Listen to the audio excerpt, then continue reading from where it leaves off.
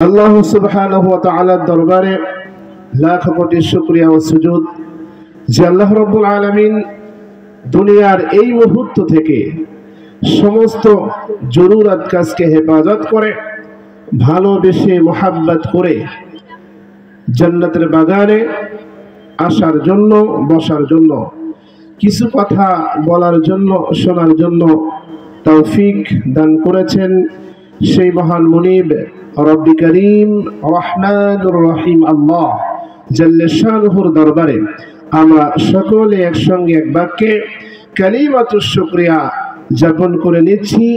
সকলেই দিল থেকে বলছি আলহামদুলিল্লাহ। আরো জোরে বলুন আলহামদুলিল্লাহ। দুরুদ সালাম প্রেরণ করছি সাইয়্যিদুল মুরসালিন শাফিউল মুযনিবিন রহমাতুল লিল আলামিন উম্মতের কান্ডার রহমতের ভান্ডার দো জাহানের সরদার নবী মুকররম সমস্ত নবীদের নবী আল্লাহ তাআলার সৃষ্টিকুলের মহা এক আকর্ষণ জনাবে মুহাম্মদুর রাসূলুল্লাহ সাল্লাল্লাহু আলাইহি ওয়াসাল্লামের প্রতি সম্মানিত হাজিরিন, আসমানের নিচে জমিনের পরে আল্লাহ তাআলার অসংখ্য অগণিত বান্দা রয়েছে। কথা বলেন ঠিক কিনা? সেই বান্দাদেরকে আল্লাহ তাআলা অসংখ্য অগণিত অফুরন্ত নিয়ামত দান করেছেন, ঠিক কিনা বলেন? এর ভিতরে স্পেশাল একটা নিয়ামত, পার্সোনাল একটা নিয়ামত হলো আল্লাহ তাআলা এখনো পর্যন্ত আপনাকে আমাকে নেক হায়াত দান করেছেন বলি আলহামদুলিল্লাহ। আজকে যদি হায়াত না থাকতো তাহলে কেউ কি আমরা এখানে বসতে পারতাম? হায়াত আছে দুনিয়ার বাসিন্দা, হায়াত থাকবে না কবরের বাসিন্দা, ঠিক কিনা বলেন? অনেকের বাপ চাচা সন্তান দুনিয়া থেকে বিদায় নিয়ে চলে গেছেন, তারা কবরের বাসিন্দা। আর আমাদের হায়াত দিয়েছে আল্লাহ তাআলা, এই জন্য আমরা এখনো পর্যন্ত দুনিয়ার বাসিন্দা হিসেবে আছি। কথা বলেন ঠিক কিনা? তো আল্লাহ তাআলা এত নিয়ামত দান করেছেন, যদি এর ভিতরে ছোট্ট একটা নিয়ামতের শুকরিয়া আদায় করা শুরু করে দিই, হায়াত শেষ হয়ে যাবে, মৃত্যু হয়ে যাবে। তো আল্লাহ রাব্বুল আলামিনের ছোট্ট একটা নিয়ামতের শুকরিয়া আদায় করে শেষ করা যাবে? শেষ করা যাবে না। আল্লাহ রাব্বুল আলামিন বলেন, قل لو كان البحر مدادا لكلمات ربي لنفد البحر قبل أن تنفد كلمات ربي ولو جئنا بمثله مددا। الله أكبر। আল্লাহ রাব্বুল আলামিন বলেন, আসমানের নিচে জমিনের পরে যত গাছ আছে সব গাছকে যদি একত্র করা হয় আর ওই গাছকে কলম বানানো হবে, আর দুনিয়ার ভিতরে যত পানি আছে সব পানিকে একত্র করা হবে।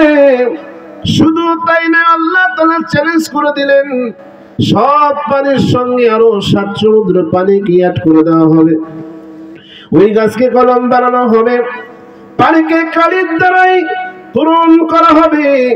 আর আল্লাহ রাব্বুল আলামিনের ছোট্ট একটা নিয়ামতের বর্ণনা লেখা শুরু করা হবে। লিখতে লিখতে লিখতে লিখতে কলম খতরা হয়ে যাবে, কালি নিঃশ্বাস হয়ে যাবে। আল্লাহ রাব্বুল আলামিনের ছোট্ট একটা নিয়ামতের বর্ণনা লেখা শেষ করা যাবে না। বলুন সুবহানাল্লাহ। ও দুনিয়ার মুসলমান ইমানদার আল্লাহর গোলাম, এত নিয়ামত আল্লাহ তাআলা আমাকে আপনাকে দিয়েছে। ডান দিকে তাকালে আল্লাহর নিয়ামত, বাম দিকে তাকালে আল্লাহর নিয়ামত, এমনকি সামনে পিছনে নিজের শরীরের দিকে তাকাইলে আল্লাহর নিয়ামত। কথা বলেন ঠিক কিনা? আচ্ছা মানুষ বলো দেখি রাত্র কেন কালো, সূর্য বলো কোথা হতে পাইলো এত আলো, ফুলগুলো নানান রঙের কেমন করে হয়, পাতাগুলো সবুজ বটে ফুলের মতন নয়, দুধ কেন এত সাদা, মরিচ কেন চাল, আমগুলো পাকলে বলো কেমনে হয় তা লাল, পশু পাখি কয় না কথা, মানুষ কথা কয়, বলো বলো ওহে মানব এসব কেমন করে হয়, ভাবি সবই হে যে মহান প্রভুর দান, নত শিরে সিজদা করো হে মুসলমান। আর ডিমগুলো একই রকম, ডিমগুলো একই রকম, পার্থক্য নাই মোটে। সাদা কালো বাচ্চাগুলো কেমন করে ফুটে।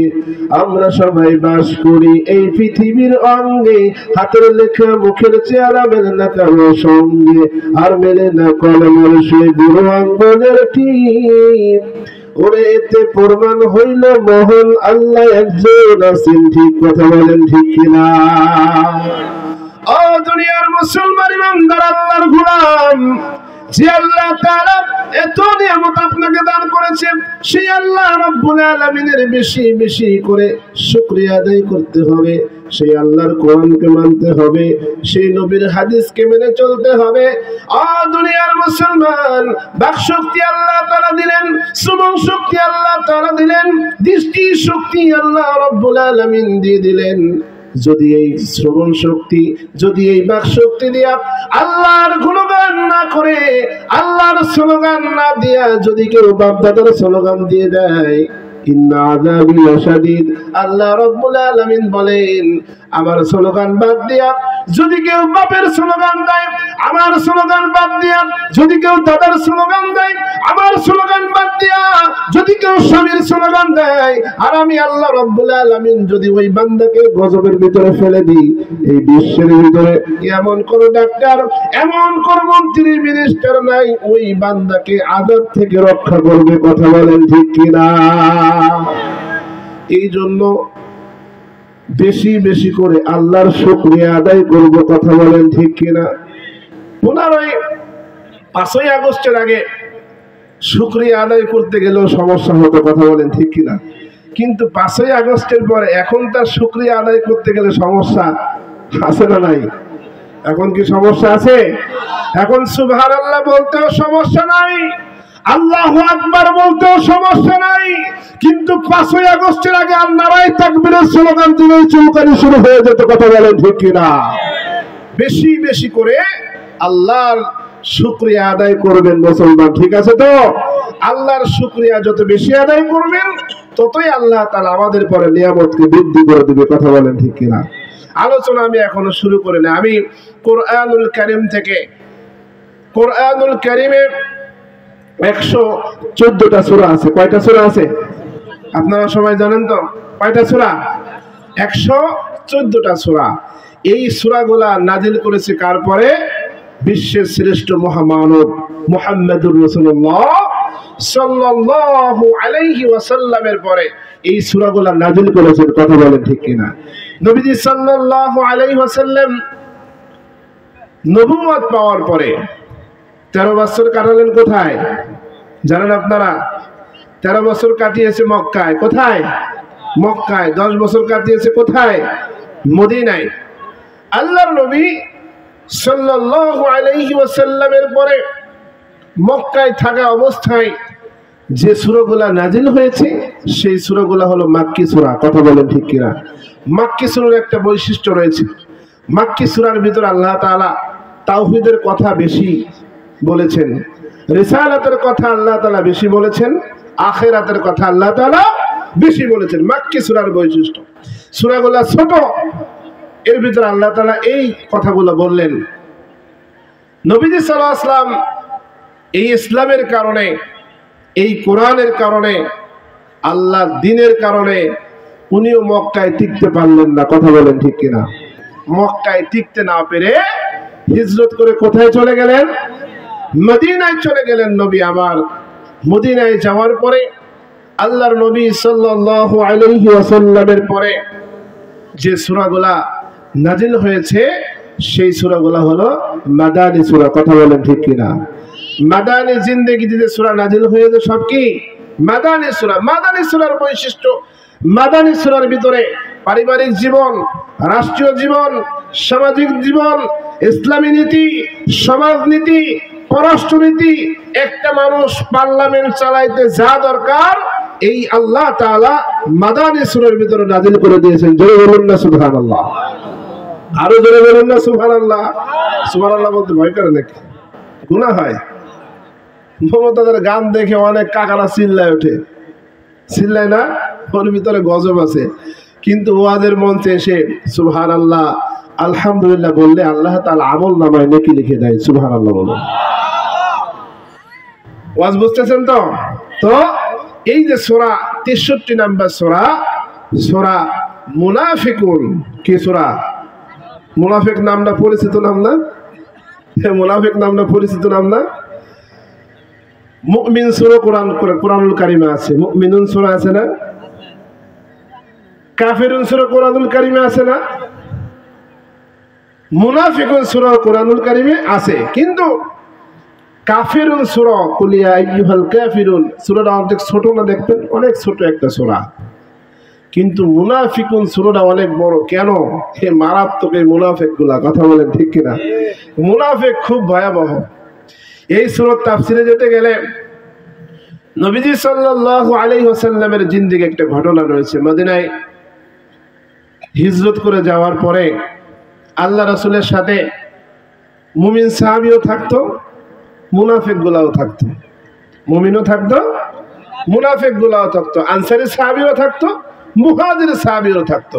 আনসারী সাহাবী কারা আর মুহাজির কারা সাহাবী? মুহাজির সাহাবী হলো তারা যারা মক্কা থেকে হিজরত করে মদিনায় আসছে, তারা কি মুহাজির। বুঝতেছেন? তারা কি মুহাজির। আর আনসারী সাহাবী হলো তারা যারা মক্কা থেকে হিজরত করে মদিনায় আসছে, তাদেরকে বউ দিয়ে সাহায্য করেছে, টাকা পয়সা ধন দৌলত দিয়ে সাহায্য করেছে, জায়গা দিয়ে সাহায্য করেছে, তারা হলো আনসারী সাহাবী। ঠিক কিনা বলুন? নবীজি সাল্লাল্লাহু আলাইহি ওয়াসাল্লাম একটা সফরে বের হয়ে গেলেন। সফরে বের হওয়ার নবীজি সাল্লাল্লাহু আলাইহি ওয়াসাল্লামের সাথে মুহাজির সাহাবীও ছিল, মুমিনুন সাহাবীও ছিল, মুমিন সাহাবীরাও ছিল, কিন্তু সাথে সাথে মুনাফিক সাহাবীরাও ছিল। দুনিয়ার মুসলমান একটা কূপকে কেন্দ্র করে নবীজি সাল্লাল্লাহু আলাইহি ওয়াসাল্লামের একজন আনসার সাহাবী আর একজন মুহাজির সাহাবী পানির একটা কূপকে কেন্দ্র করে দুইজনের ভিতরে একটু কথা কাটাকাটি হয়ে গেল। দেখবেন দক্ষিণ পাড়া আর যদি উত্তর পাড়ার লোকের সাথে গ্যাঞ্জাম বেঁধে যায়, উত্তর পাড়ার লোকজন বলে এ উত্তর পাড়ায় দিকে যায়, বলে না? দক্ষিণ পাড়ার লোকজনের সাথে গ্যাঞ্জাম বাঁধতে বলে দক্ষিণ পাড়ার লোকজন এদিকে আসো। এই যে দুইজনের গ্যাঞ্জাম, দুইজনের ভিতরে গ্যাঞ্জাম, সঙ্গে সঙ্গে মুহাজির বলল ইয়া আহলাল মুহাজিরিন তোমরা আসো, ওদিকে আহলাল আনসারাই তোমরা আসো। এই দুইজনের গ্যাঞ্জাম গুলো লোকের ভিতরে ছড়িয়ে গেল, দলের ভিতরে ছড়ায় গেল। দলের ভিতরে ছড়ায় যাওয়ার পরে এই গ্যাঞ্জাম চলে গেল বিশ্বর শ্রেষ্ঠ মুনাফিক আব্দুল্লাহ উবাই ইবনে সুলুস, তার কাছে চলে গেল এই গ্যাঞ্জাম। মুনাফিক কেন হয় শোনেন, তার কাছে চলে গেল এই গ্যাঞ্জাম। মুনাফিক কি বলে দেখেন, বিশ্বের বড় মুনাফিক আব্দুল্লাহ ইবনে উবাই ইবনে সুলুস বলল তোকেও দোষ আছে। আনসারী সাহাবীদের বল তোমাকে দোষ আছে, হিজরত করে আইছে মদিনা আসার পরে তোমরা বউ দিয়ে সাহায্য করো, টাকা দিয়ে সাহায্য করো, সম্পদ দিয়ে সাহায্য করো, এবার বোঝো কুকুরের পেট তোমরা বড় করে দিয়েছো। নাউজুবিল্লাহ বলেন। এই কথা বলছে কি আব্দুল্লাহ ইবনে উবাই। এই কথা বললে তার ভিতরে নবীর একজন সাহাবী ছিল, এই কথাটা উনি শুনছে, যায়েদ ইবনে আকরাম রাদিয়াল্লাহু তাআলা। আল্লাহ রাসূল সাল্লাল্লাহু আলাইহি ওয়াসাল্লাম যে বললেন যে ইয়া রাসূলুল্লাহ আব্দুল্লাহ ইবনে উবাই এই মুনাফিক এই কথাগুলো বলছে। নবীজি সাল্লাল্লাহু আলাইহি ওয়াসাল্লাম ওই মুনাফিকের সর্দারকে ডাক দিলেন, ও আব্দুল্লাহ ইবনে উবাই ইবনে সুলুস তুমি কি এই কথাগুলো বলছো? বলছে আল্লাহর কসম। কি বলে? আল্লাহর কসম আমি এই কথা বলি নাই। কি বলতেছে? মুনাফিকগুলা কিন্তু কসম খায় বেশি। কথা বলেন ঠিক কিনা? আল্লাহর কসম আমি এই কথা, এই ধরনের কোনো কথাই আমি বলি নাই। এই কথা বললে তাহলে ওই যে নবীর সাহাবী 2 নম্বর হয়ে গেল না? যায়েদ ইবনে আরকাম রাদিয়াল্লাহু তাআলা 2 নম্বর হয়ে গেল না? উনি খুব কষ্ট পেয়েছে, যেহেতু যে মুনাফিকের সর্দার ওর একটু বয়স বেশি ছিল আর এমনি তো যুবক মানুষ, খুব মনের ভিতরে ব্যথা, ঘরের ভিতরে চলে গেছে। যাওয়ার পরে এই সূরাটা তখন নবীজি সাল্লাল্লাহু আলাইহি ওয়াসাল্লামের নাযিল হয়ে গেল। সুবহানাল্লাহ। ইযা জাআকাল মুনাফিক, যে পয়গম্বর এই যেগুলো আপনার সাথে যে কসম দেয় এগুলা সব মুনাফিক। সুবহানাল্লাহ বলেন। এগুলা সব কি? এগুলা মুনাফিক। কয়েকটা করে আরেকটা, এগুলা সব হলো মুনাফিক। ও দুনিয়ার মুসলমান, মুনাফিক তো মনে আমাদের সমাজে নাই, আছে নাই? বেশি না কম? বেশি। কথা লাগালাগি, আমানতের খেয়ানত করা, কথায় কথায় মিথ্যে কথা বলা, এই সমাজ তো দূষিত হয়ে গিয়েছে মুনাফিকের কারণে। কথা বলেন ঠিক কিনা? মুনাফিক সব দলের ভিতরে আছে। মুনাফিক সব দলের ভিতরে এই মুনাফিক গুলা আছে, এগুলা ইসলামের চূড়ান্ত দুশমন। কথা বলেন ঠিক কিনা? দেখেন, মুনাফিক যখন মৃত্যুবরণ করে তখন নবী দোয়া করলো, আল্লাহ কবুল করলেন না। কথা বলেন ঠিক কিনা? আল্লাহর নবী সাল্লাল্লাহু আলাইহি ওয়াসাল্লাম মসজিদে নববীতে বসে ফজরের সালাত আদায় করে নবীজি সাল্লাল্লাহু আলাইহি ওয়াসাল্লাম বয়ান পেশ করবেন, সাহাবীরা শুনবেন। এমন সময় একদম যুবক, টকবকে একটা যুবক দাঁড়ায় গেলেন। ইয়া রাসূলুল্লাহ, ইয়া হাবিবাল্লাহ, মনে বড় ব্যথা, মনে বড় দুঃখ। নবী আমার বললেন, ও সাহাবী আব্দুল্লাহ, তোমার মনে কিসের দুঃখ, কিসের ব্যথা?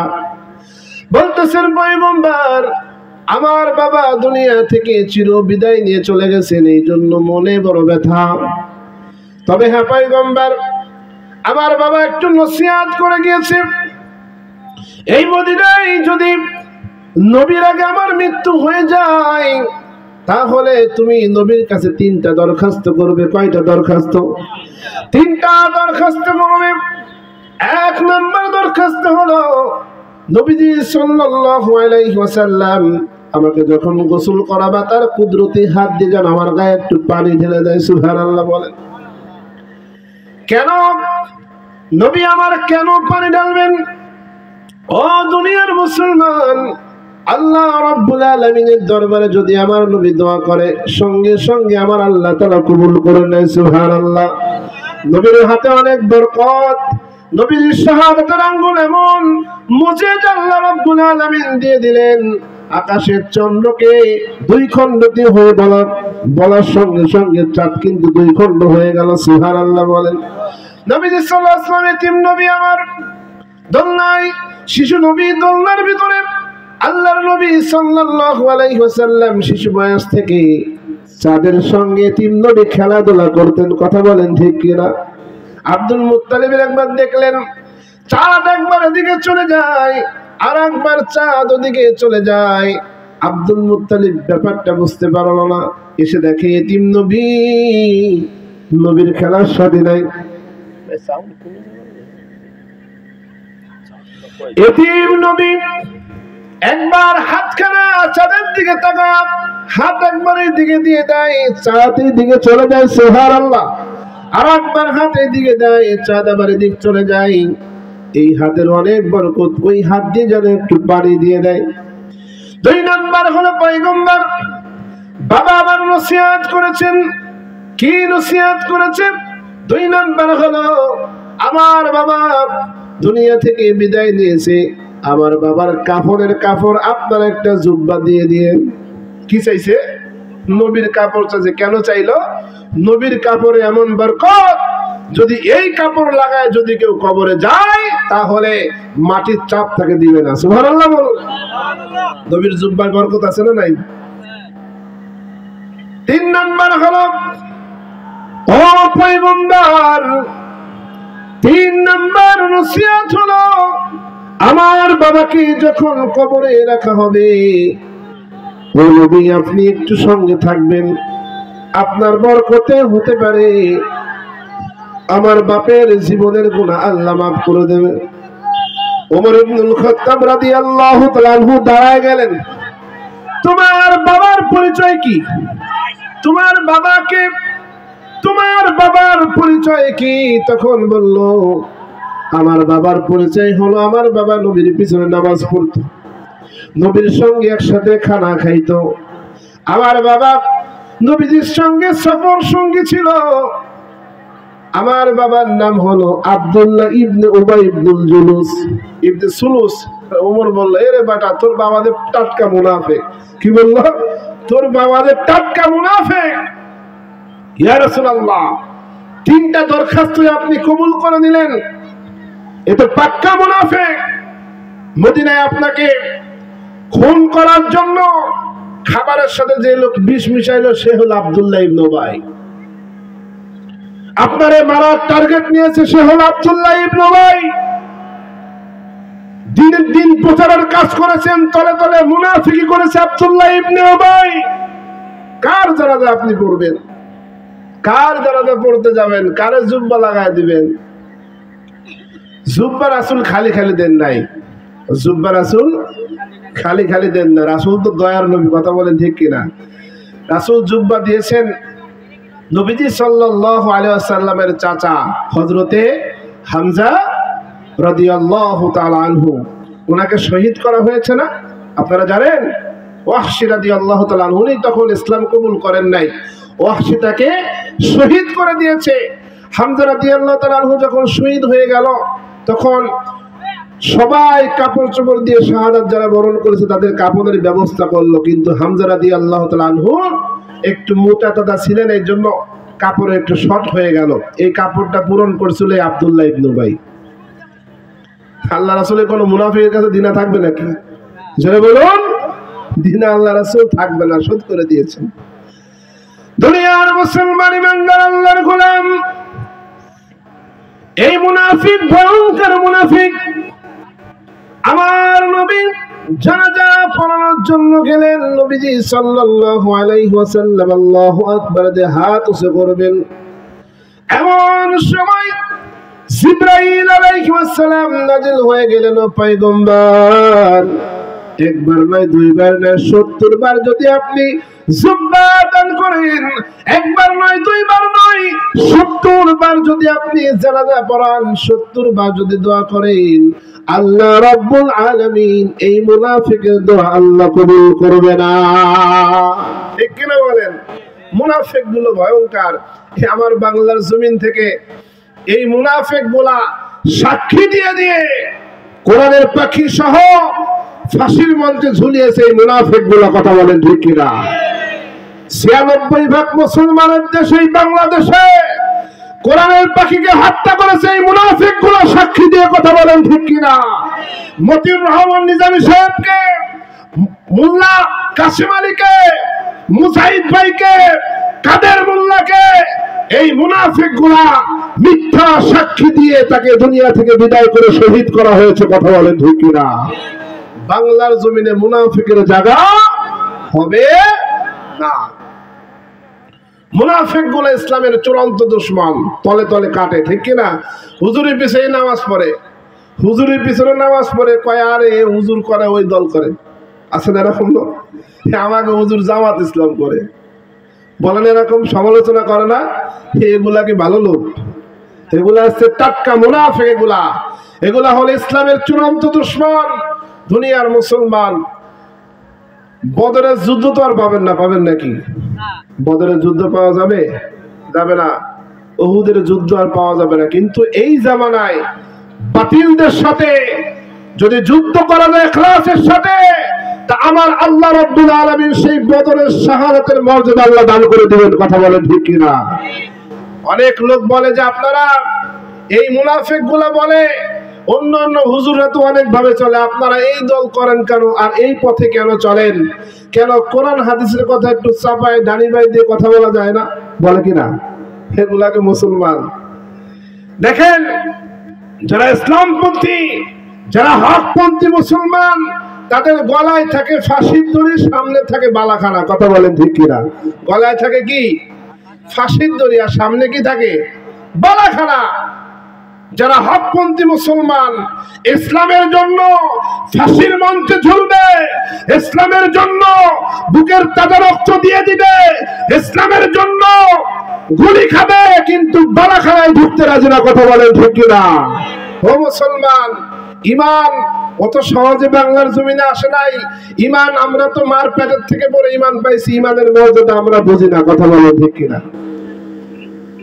বাংলাদেশে যাদেরকে ফাঁসি দেওয়া হয়েছে, যেসব মুনাফেক গুলা মিথ্যে মামলা দিয়ে, মুনাফেক বারবার এই জন্য বলতেছি, মুনাফিকের প্রথম লক্ষণ হচ্ছে কথায় কথায় মিথ্যা কথা বলা। কথা বলে ঠিক কিনা? মুনাফিক কি বলে? কথায় কথায় মিথ্যা কথা বলে। মুনাফিক গুলাই তো আলেম ওলামাকে মিথ্যা মামলাতে ঝুলিয়েছে। কথা বলে ঠিক কিনা? খোঁজ খবর নিয়ে দেখছেন আপনি যে মুনাফিক যারা, যাদেরকে ফাঁসির মঞ্চে ঝুলিয়েছে, তারা কিন্তু হাসতে হাসতে জীবন দিয়ে দিয়েছে। কথা বলেন ঠিক কিনা? কাশেম আলীর জীবনে আপনারা পড়েন নাই, মতিউর রহমান নিজামী সাহেবের জিন্দেগিতে আপনারা পড়েন নাই। 3 ঘন্টা বাকি আছে ফাঁসির। কয় ঘন্টা? 3 ঘন্টা বাকি আছে ফাঁসির মঞ্চে যাওয়ার জন্য। একজন এসে বলতেছে, হুজুর আপনার আজকে রাত্রে ফাঁসি হয়ে যাবে। ওই আল্লাহর বান্দা বলল, ফাঁসির কয় ঘন্টা বাকি আছে আমাকে বলো। বলা হলো 3 ঘন্টা বাকি আছে। ওই আল্লাহর বান্দা বলতেছে 3 ঘন্টা বাকি আছে, আমি 2 ঘন্টা একটু ঘুমাবো। আল্লাহু আকবার বলেন। 12টায় ফাঁসি হবে, কোন মুসলমান ঘুমাইতে পারে? মুমিনরা বাদে কোন মুসলমান ঘুমাইতে পারে না। কথা বলেন ঠিক কিনা? হকপন্থী মুসলমান বাদে ফাঁসির আগে কেউ ঘুমাইতে পারে না। ও মুসলমান, বলা হলো 3 ঘন্টা বাকি আছে, 2 ঘন্টা আমি ঘুমাবো, পরে তুমি আমাকে ডেকে দিবে। 2 ঘন্টা ঘুমাইলাম। 1 ঘন্টা আগে উঠলেন, নামাজ পড়লেন, আল্লাহর দরবারে দোয়া করলেন। কেন এই বান্দা ঘুমাইলো? আল্লাহ রাব্বুল আলামিন ঘুমের কথাও আল্লাহ রাব্বুল আলামিন সান্তনা দেওয়ার কথাও আল্লাহ তাআলা কুরআনুল কারীমে কোট করে দিয়েছেন। আল্লাহ রাব্বুল আলামিন বলেন, ইন্নাল্লাযীনা ক্বালু রাব্বুনা আল্লাহু সুম্মা ইসতাকামু তাতানাজ্জালু আলাইহিমুল মালায়েকা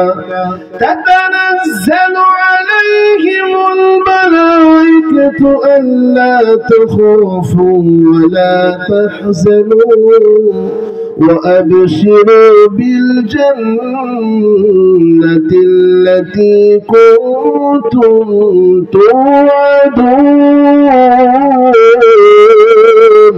الله أكبر.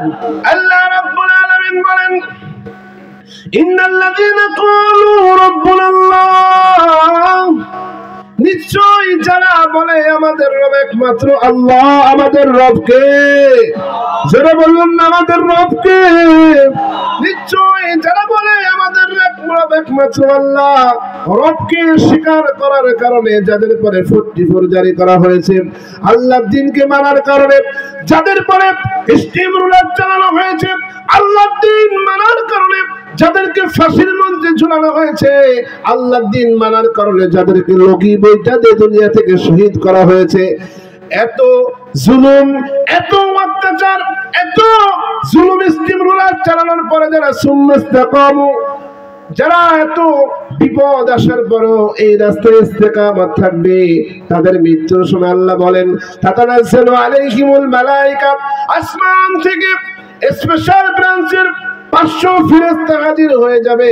ফেরেশতা এসে বলবে, আল্লাহ তাখাফ, তোমার ভয় নাই, ওয়ালা তাহজান, তোমার কোনো চিন্তা নাই। জোরে বলুন আল্লাহু আকবার। তোমার চিন্তা নাই, তোমার কোনো ভয় নাই।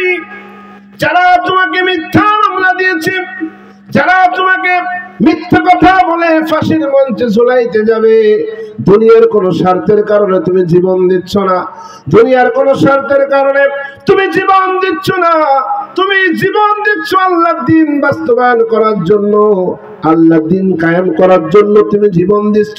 তোমার কোনো চিন্তা নাই, তোমার কোনো টেনশন নাই।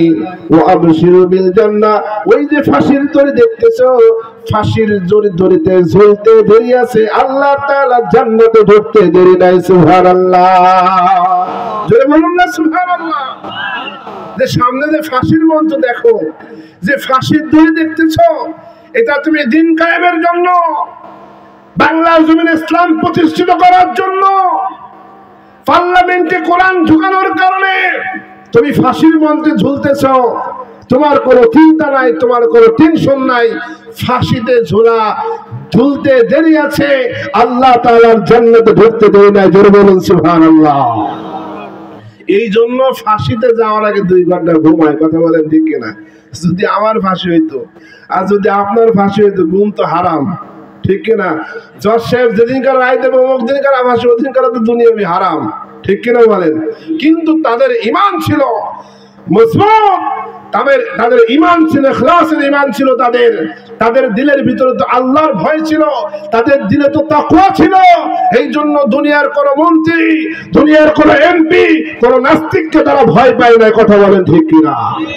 জীবন দিতে রাজি কিন্তু ঈমান দিতে রাজি না। কথা বলেন ঠিক কিনা?